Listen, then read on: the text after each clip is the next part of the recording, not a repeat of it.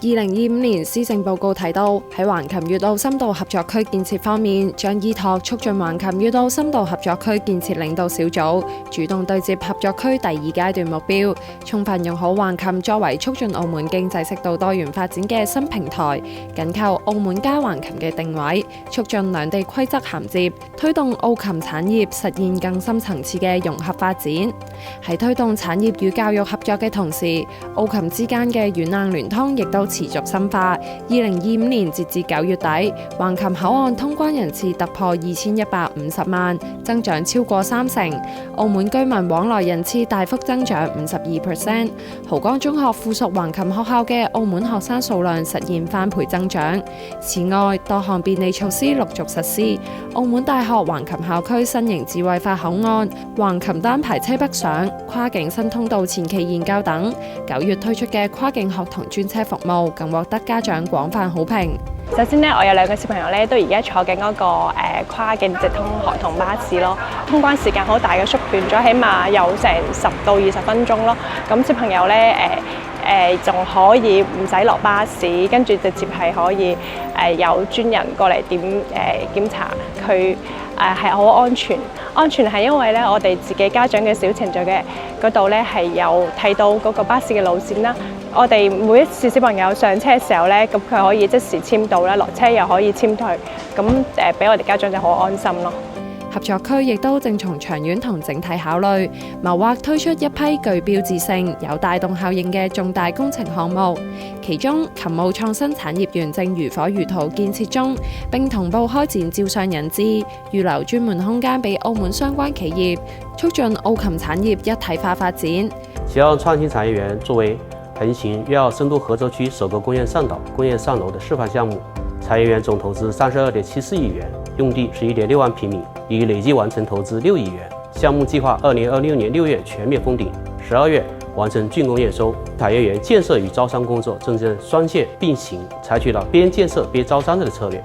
今年12月一標段率先封頂，2026年6月首批廠房交付使用。圍繞着4+1的特色社道，已和澳門廠商聯合會旗下企業等多家意向單位開展了落位洽談。同步，我們也在推動周邊產業園產業資源化的轉化，為項目未來產業集聚奠定基礎。產業園自規劃建設之初就立足於充分發揮秦澳兩地的各自優勢，實現1+1大於2的協同效應。為此，澳琴正共同籌建中國葡語西語國家經濟貿易服務中心，聚合多方資源，採用線上加線下相結合模式，為企業提供一站式服務，助力澳門更好發揮中葡平台作用。喺澳門特區政府同合作區執委會大力支持之下啦，中葡經貿中心咧嘅整體嘅籌建工作咧，其實進展順利嘅。企業服務同埋人才服務方面啦，喺呢幾個月以嚟啦，咁我哋已經對接咗大概150家嘅企業㗎啦。咁初步呢啲企業咧，其實都係由一個出海，特別係出海葡西語國家需求嘅。當中大概同40家嘅企業同埋專業服務機構咧，就簽訂咗一個服務協議嘅，專門咁樣為佢哋提供咗一啲出海嘅服務啦，包括咗簽證嘅代理啦、產品嘅出口啦等等啦。另外咧，我哋建立咗一個包括咗財稅啦、法律啦、語言等等方面超過咗11類嘅50家嘅一個咁嘅專業機構啦，已經係開展咗一啲常態化嘅一啲企業同埋人員嘅培訓方面嘅，圍繞咗比如巴西啦、墨西哥啦呢啲咁嘅重點國家，加埋跨境電商呢啲咁熱門嘅行業啦，咁我哋聯合一啲社會上嘅一啲專門機構啦，咁就係已經提供咗18場嘅培訓課程啦、論壇啦、活動等等嘅，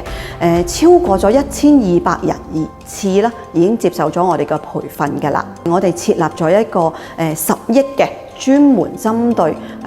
出海葡西語國家企業嘅一個投資基金啦。咁呢個投資基金咧係由產業引導基金加埋深入投資公司咧共同去設立嘅，係專門咧為咗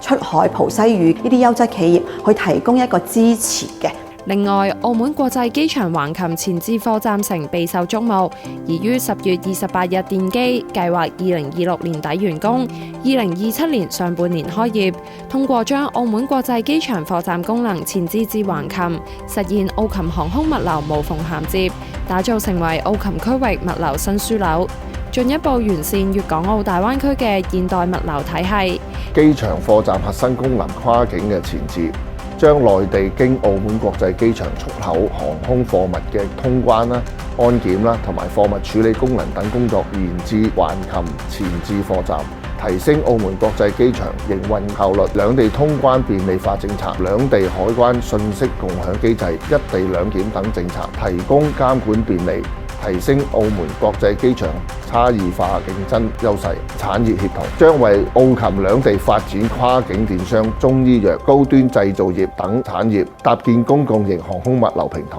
促進澳門航空物流業融入大灣區產業發展。建設好橫琴合作區係澳琴邁向高品質發展嘅必答題。未來通過持續深化產業協同與民生融合，合作區將可建設成為澳門居民宜居宜業嘅新家園，譜寫出融合發展嘅新篇章。